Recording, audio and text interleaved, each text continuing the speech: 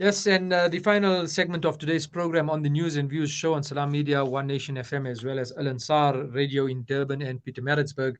Now, an article in the ARS Technica.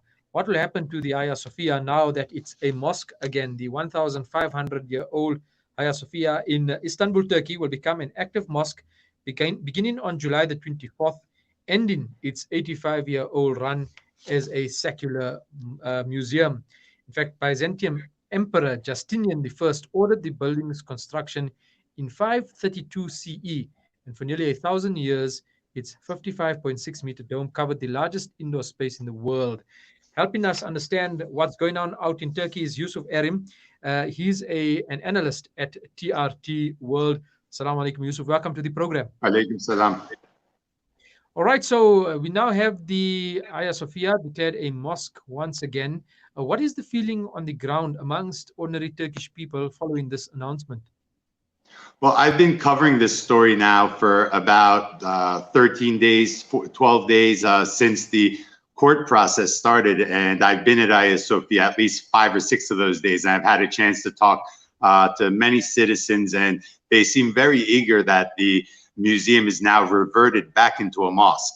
Now, when we look at the political climate inside Turkey, we see the governing AK party very happy with this decision to revert it back to a mosque. We see their coalition partner, the nationalist MHP party, also supporting this decision.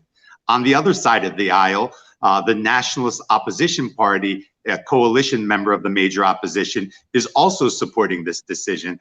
While the secular major opposition, CHP, their official stance is, we won't stand in the way of any type of decision. But we have seen some of the heavy hitters from the secular party also express support. Former presidential candidate Muharrem İnce tweeted support for this decision to revert. The mayor of Ankara, also a heavy hitter in the major opposition, wished his best wishes for Hagia Sophia returning back as a mosque also. So there's widespread support throughout Turkey, and I would say the majority of people either support this decision or are impartial to this decision, will not stand in the way of it. That's the local sentiment. Now, looking at international sentiment, neighboring countries, we've seen the Greek Orthodox Church come out against it, the Russian Orthodox as well. Mike Pompeo made a couple of statements last week sometime, saying that Turkey would not take this move. They've now made the move. What has been some of those responses from outside? Yes, we've seen some of the international community express their concern regarding this reversion from a museum to a mosque. As you said, Putin chimed in.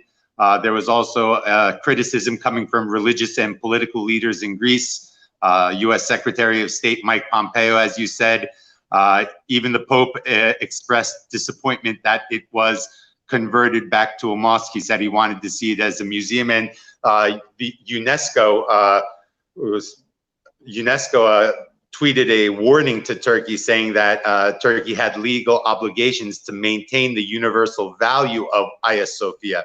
But when we see these concerns, we also see very strong assurances being given from Turkey, most namely Turkish President Recep Tayyip Erdogan in his speech the night the decision was announced, saying that Turkey is not going to take any steps to change the religious identity or the cultural heritage of Hagia Sophia. And there's not going to be any changes except for one fact, that there will be Islamic prayer held 5 times a day at Hagia Sophia. And now anyone who's been to Hagia Sophia, I've been there about 15 times in my life as a tourist, knows that there are very important Christian iconography, frescoes and mosaics of Jesus Christ and the Virgin Mary on the 2nd floor.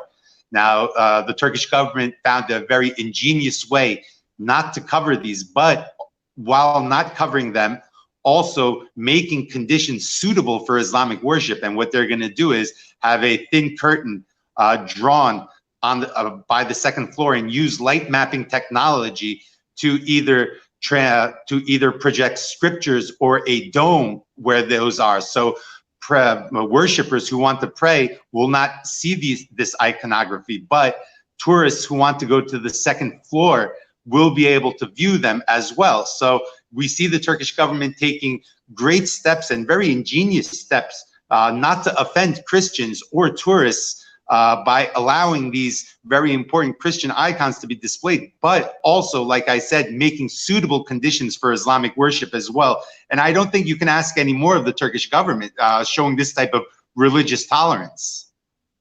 Finally, we've just got about a minute left, Yusuf. So the international significance and the role that Turkey is now playing by putting their foot down and taking this particular decision, is this the new Turkey going forward? Well, Turkey is definitely when we look at the political spectrum and the geopolitical structure of the world right now, Turkey is definitely a regional power. It is a country that is trying to unite a very, very fragmented Muslim world. And we look at Turkey historically, its history as the Ottoman Empire, and the Ottoman Empire has always served as a melting pot for the region, always served as a flag carrier for Islam in the from the 1200s all the way to the 1900s. And I think that President Erdogan knows this history very well, and he wants to see a unification in the Muslim world. I mean, we have to realize that we're very fragmented right now. What's going on in Libya? What's going on in Yemen? What's going on in Syria? You have these anti-democratic, very anti-pluralistic, anti-Arab Spring movements in UAE, Saudi Arabia. And this is something that saddens President Erdogan. Hagia Sophia was very important historically. We see the hadiths heralding the conquest of Constantinople.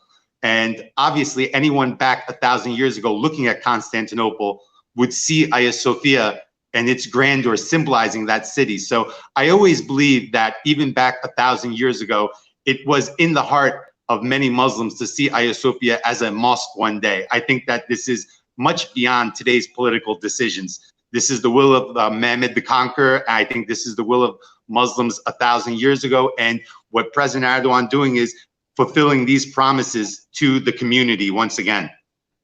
Yusuf Erim, TRT news journalist and analyst, thank you so much for your time this morning and for bringing us up to speed with that. Thank you very much for having me.